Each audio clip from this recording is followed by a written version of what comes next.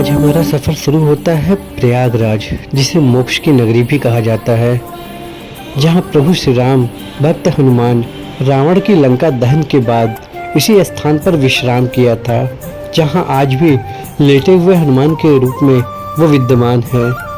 आज हम आपको उसी प्रयाग की नगरी में लेके चल रहे हैं। मोक्ष और आध्यात्म का अनूठा संगम है ये। ऐसी मान्यता है कि प्रयाग में लगने वाले महाकुंभ में स्नान मात्र से ही इंसान के मोक्ष के द्वार खुल जाते हैं और उसे उस स्वर्ग लोक में स्थान मिल जाता है, जहां जाने की लालसा लेकर हर व्यक्ति मनुष्य योनि में जन्म लेता है। यहाँ का नज़ारा भी अद्भुत था, जहाँ तरह तरह के लोग घूमते नज़र आए। मैं इस बार अपने फैमिली के साथ गया हुआ था, जिसमें मेरे जीजा, मेरी बहन और उनके बच्चे थे। रास्ते में जाते वक्त इस आध्यात्म का अलग ही एहसास हो रहा था, जहाँ संगम का वह पवित्र बहता हुआ जल देखने को मिल रहा था और भारत के कोने कोने से आए लोग इस पवित्र जल में स्नान कर मोक्ष को प्राप्त करने की लालसा में माँ गंगा, यमुना और सरस्वती के इस संगम की ओर बढ़ते ही जा रहे थे। वहीं सूरज ढलता हुआ नज़र आ रहा था। यह नज़ारा इतना अलौकिक था कि कुछ देर के लिए हम सभी सूर्य की ओर टकटकी लगाए बैठे देख रहे थे। भगवान भास्कर को देखकर ऐसा प्रतीत हो रहा था मानो अभी संगम से स्नान के बाद वह ऊपर की ओर निकल रहे थे। आप तस्वीरों को देख सकते हैं, मगर मौके पर रहकर इस नज़ारे को देखने का अलग ही आनंद था।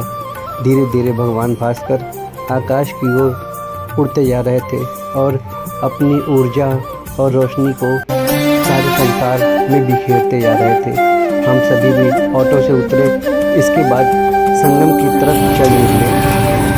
मैं भी कैमरे को लेकर निकल गया।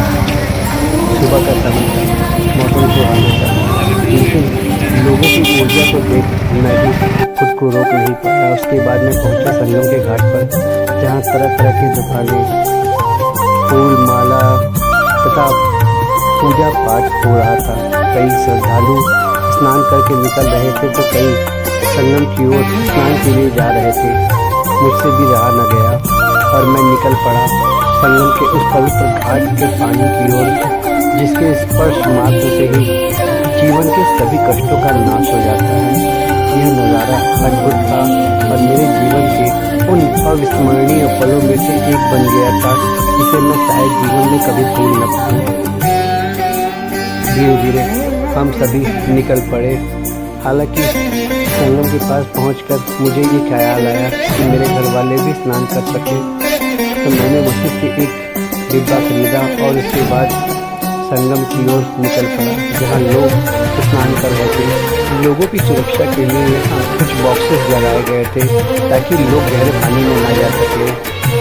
मेरे जीजा जी के दोनों बच्चे भी उनके साथ स्नान करने संगम की ओर चल निकले, जहाँ कई लोग ठंड होने के बावजूद संगम में डुबकियाँ लगा रहे थे। मुझसे भी रहा न गया, काफ़ी दिन तक उन्हें देखता रहा। जिसके बाद कुछ देर बाद मैंने भी अंदर जाकर डुबकी लगाई।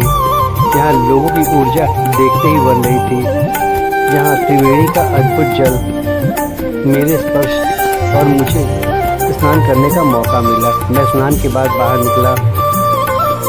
फाइनली प्रयाग में स्नान हो चुका है।